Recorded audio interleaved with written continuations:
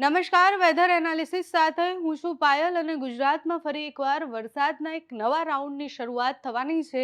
આજથી આગામી 48 કલાક સુધી ગુજરાતના અનેક વિસ્તારોમાં ભારે પવન સાથે વરસાદ પડવાની આગાહી છે. હવામાન વિભાગ, હવામાન નિષ્ણાંતની જે પ્રકારે આગાહી છે એ પ્રમાણે ગુજરાતમાં કચ્છનો વિસ્તાર જે છે ત્યાં સૌથી વધારે વરસાદ પડશે. દરિયાકાંઠાનો આખો વિસ્તાર છે ત્યાં ખૂબ વધારે વરસાદ પડવાની સંભાવના છે. વિંડી શું કહે છે, કેટલા વાગે વરસાદ પડશે એ પણ જોઈ લઈએ.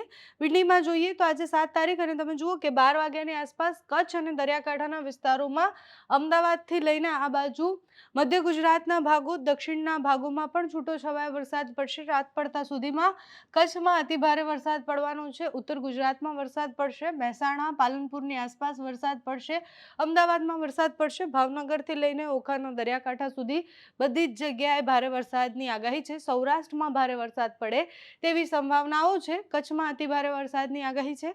રાત પડતા સુધીમાં આ સ્થિતિ બદલાશે. એ જે સિસ્ટમ છે, જે ટ્રફ છે એ આગળ વધશે અને જ્યારે આગળ વધશે ત્યારે આખા મધ્ય ગુજરાતને ચપેટામાં લેશે અને સાંજે 7-8 વાગ્યાની આસપાસ તમે જુઓ તો તમને ખ્યાલ આવે કે ગુજરાતના બહુ જ બધા વિસ્તારો એવા છે કે જ્યાં અતિભારે વરસાદ, આ ગ્રીન કલર જે દેખાય એટલે પાલનપુર, મહેસાણા, અમદાવાદમાં અતિભારે વરસાદ પડશે. વડોદરામાં ભારે વરસાદ પડવાની સંભાવના છે.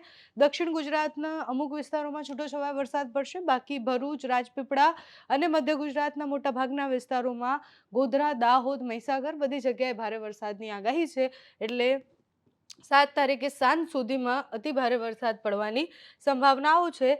આજની સ્થિતિ આ રહેવાની છે. પછી કાલે શું થશે? આ સિસ્ટમ એકવાર પસાર થઈ ગઈ એટલે વરસાદ પડવાનું બંધ થઈ જાય એવી સ્થિતિ નથી થવાની. 8 તારીખે તમે જુઓ કે છૂટોછવાયો વરસાદ તમને દેખાશે. એટલે એકવાર સિસ્ટમ પસાર થઈ ગઈ એના પછી જે ભેજવાળા વાદળો હોય એ ટ્રાવેલ કરતા હોય અને એ ભેજવાળા વાદળોને કારણે અનેક વિસ્તારો એવા છે કે જ્યાં છૂટોછવાયો મધ્યમ વરસાદ પડે તેવી સંભાવના છે. એટલે ગુજરાતના અનેક વિસ્તારોમાં આજે વરસાદ પડશે. આજે સાંજ સુધીમાં અતિભારે વરસાદ પડવાનો છે અને અમુક વિસ્તારોમાં છૂટોછવાયો એટલે દક્ષિણના ભાગો છે, એટલે દક્ષિણ ગુજરાત છે ત્યાં સામાન્ય મધ્યમ વરસાદ પડશે. કારણ કે મહારાષ્ટ્ર બોર્ડર તરફથી, મહારાષ્ટ્રના દરિયાકાંઠા તરફથી જે સિસ્ટમ પસાર થાય છે, જે ટ્રફ પસાર થાય છે એના કારણે સામાન્ય મધ્યમ વરસાદ પડશે. બાકી આ જે સિસ્ટમ આપણે બતાવી એના કારણે મધ્ય ગુજરાત, ઉત્તર ગુજરાત, કચ્છ અને સૌરાષ્ટ્ર બધી જ જગ્યાએ ભારે વરસાદની આગાહી છે. સાંજ સુધીમાં અનેક વિસ્તારોમાં ગાજવીજ સાથે ભારે પવન સાથે વરસાદની આગાહી કરવામાં આવી છે. આ સિસ્ટમ પૂરી થઈ જશે એટલે એ આગળ વધી જશે. એના પછી જેમ જેમ દિવસ આગળ વધશે એટલે પછી ગરમીની શરૂઆત થશે ફરી એકવાર અને ગરમી પૂરી થશે એટલે ફરીથી એપ્રિલના એન્ડિંગમાં વરસાદની આગાહી છે. મેમાં પણ વરસાદ પડવાની આગાહી છે.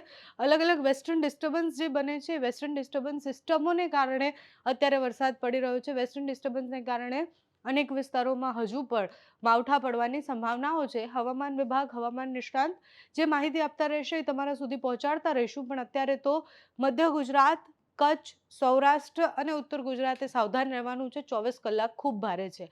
તમારે ત્યાં કેવું વાતાવરણ છે અમને કમેન્ટ્સમાં જણાવજો. અત્યારે આ વિડીયોમાં બસ આટલું જ. જો તમે અમને યુટ્યુબ પર જોઈ રહ્યા હોય તો સબસ્ક્રાઇબ કરજો, ફેસબુક પર જોઈ રહ્યા હોય તો ફોલો કરજો. અમારા આ વિડીયોને લાઈક અને શેર કરજો.